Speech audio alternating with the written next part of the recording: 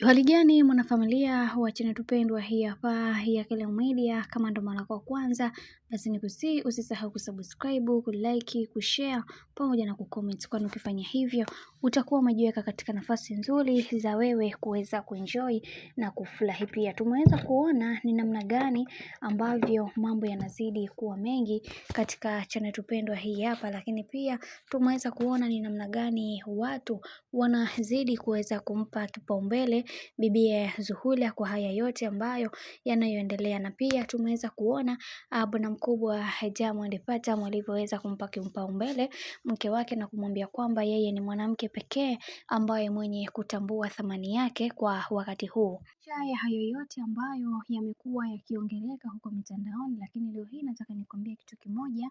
Bibi Zuhura kwa upande wake ameweza kufunguka vitu vingi kuhusiana na Mama Dangote. Akasema kwamba Mama Dangote ni mama mwenye roho nzuri na ananipenda kwa dhati. Acheni zile zana za kusema kwamba Mama Dangote hanipendi, na pia mnatakiwa kuweza kutambua mipaka yenu, kwani kitu ambacho mnachokizungumza si cha ukweli. Mimi ninachokielewa ni kwamba mama yangu kipenzi ananipenda sana na anatamani kuweza kuona nikipiga hatua kubwa katika maisha yangu, lakini sijajua maneno ya watu yanatokea wapi kuhusiana na hiki ambacho kinachoendelea. Na kingine ambacho Bibi Zuchu alichoweza kukisema ni kwamba natamani kuweza kufuta zile dhana za kuweza kumdhalilisha mama huyu, kwa sababu kuna vitu vingi ambavyo vipo katika maisha yetu na tunatakiwa kuweza kuviacha na kufocus na maisha yetu. Mimi tayari nimeshakuwa mke wa Diamond Platnumz, hivi hakuna kitu chochote ambacho kitakachoweza kupinga hili. Na kitu kingine ambacho mnachotakiwa kuweza kuelewa na kutambua ni kwamba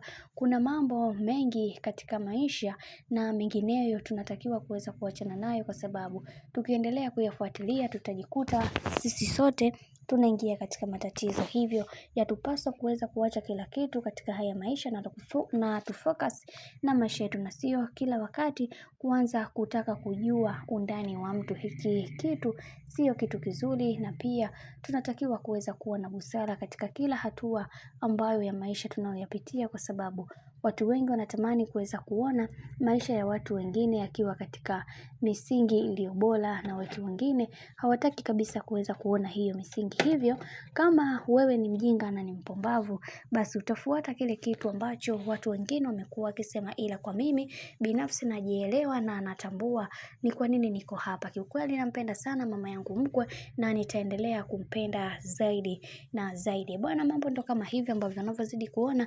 Mimi naomba nikusihi kitu kimoja, kama ndo mara kwa kwanza, basi usisahau kusubscribe, kulike, kushare pamoja na kucomment.